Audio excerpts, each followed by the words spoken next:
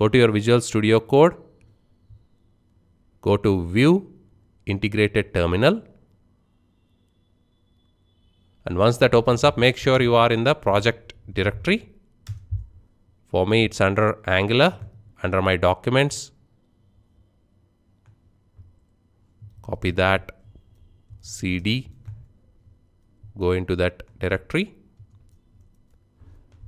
and then CD Angular, ng, new, create a project called Reactive Forms. Reactive Forms, hit enter. It will take a few seconds to create the project. Once the project is created, drag the project onto Visual Studio Code, close the terminal once it opens up. And there is our project source. We have the app component, which is the default component. We are going to use the app component itself instead of creating a new component. We'll start by defining our model in the app.component.ts right here in the next lecture. And we'll add the form to the app.component.html.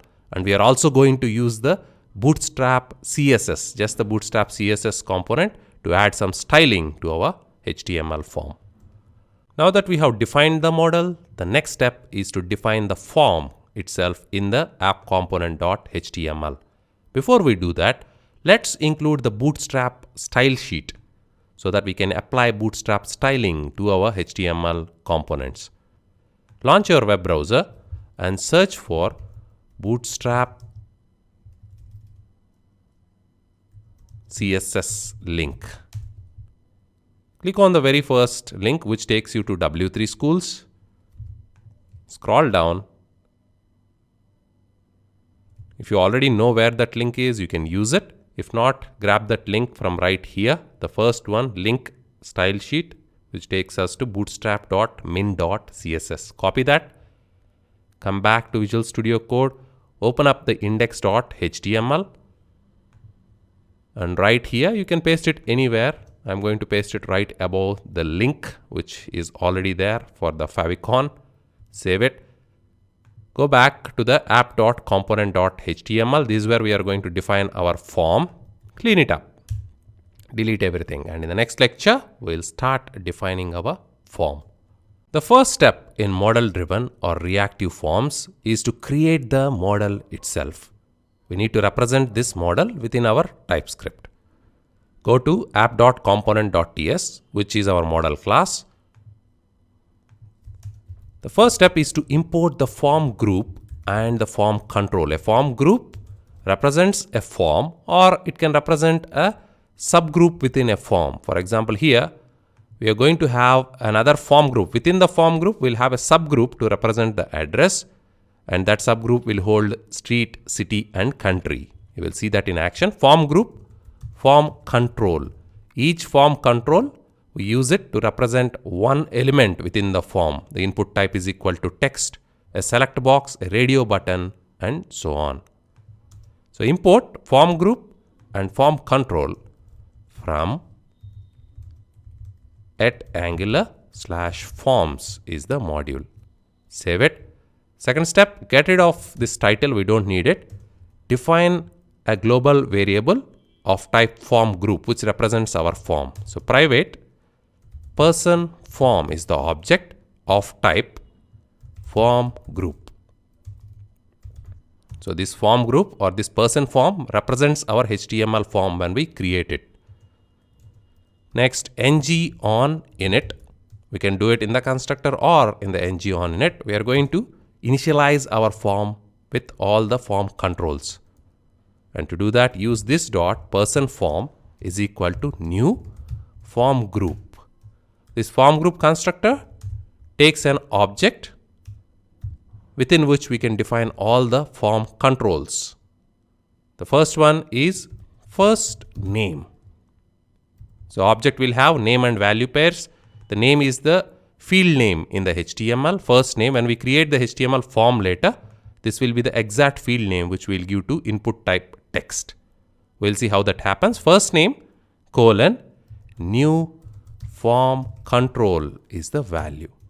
So form control object, this class represents each control within the form. That could be input type text, select box, etc. The second field is the last name, colon, new form control again. So you can copy paste this for each field we have. First name, last name, email, address is different, and then gender. Address, we are going to handle it separately. The third one is email, and the last one is gender. And in between email and gender, get rid of the comma at the end, we have address, which we want to be a subgroup. It's just a way of logically grouping related fields. So address, copy paste it. Instead of new form control, it will be a new form group of its own. Form group. And to this form group, we can pass in a constructor again, or a object again, within which we will define three fields: street, city, and country. So you can copy these three: first name, last name, and email, paste them, street, city, and country. And we have successfully defined our model. So all we have done here is we have imported the two classes that we need from the Angular Forms module. Form group represents a form. We have used it to declare an object of type form. And within the ng-on init, when this component is initialized, we are creating an instance of form group within which we are defining all the form controls by giving them names. So each property here is mapped to a form control.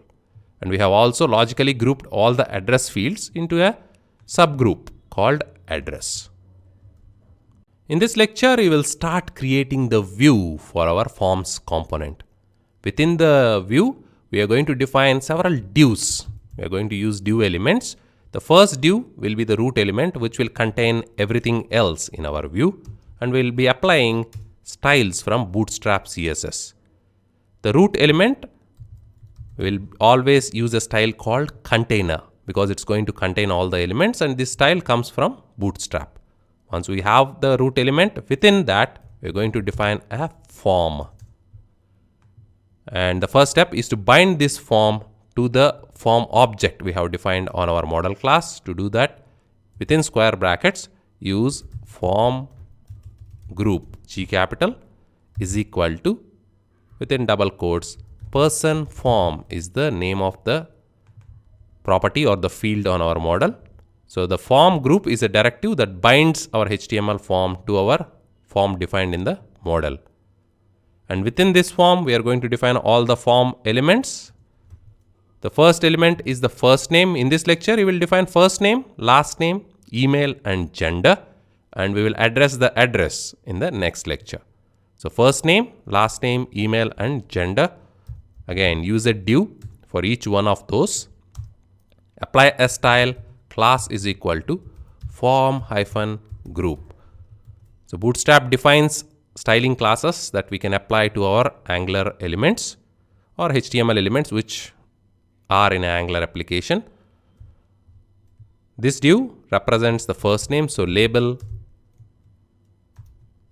is first name, and the second is input type is equal to text.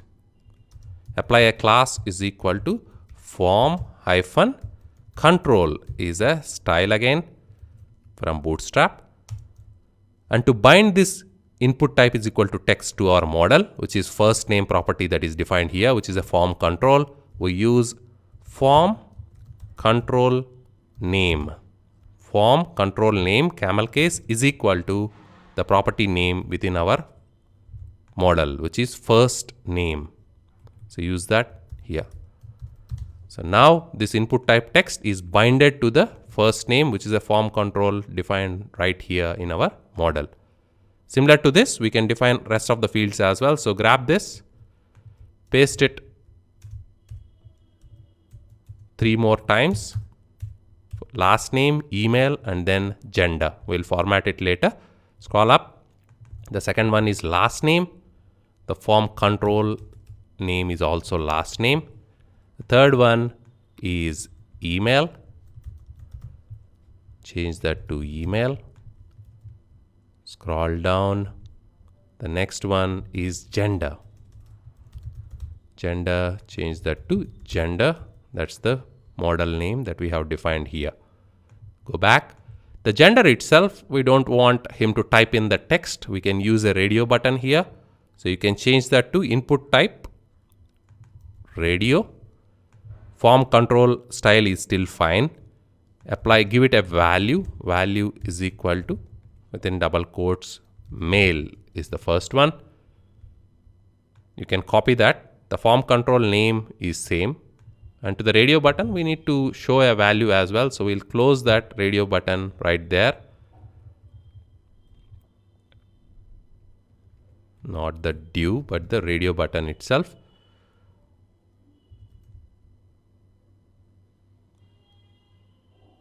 Or right next to it, provide male. That's good enough.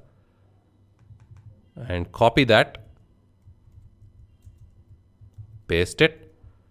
Change this to female, the second one, and the value for it is female. Save it, and we are all set. Let's format it a little. Let's drag these back. This one as well.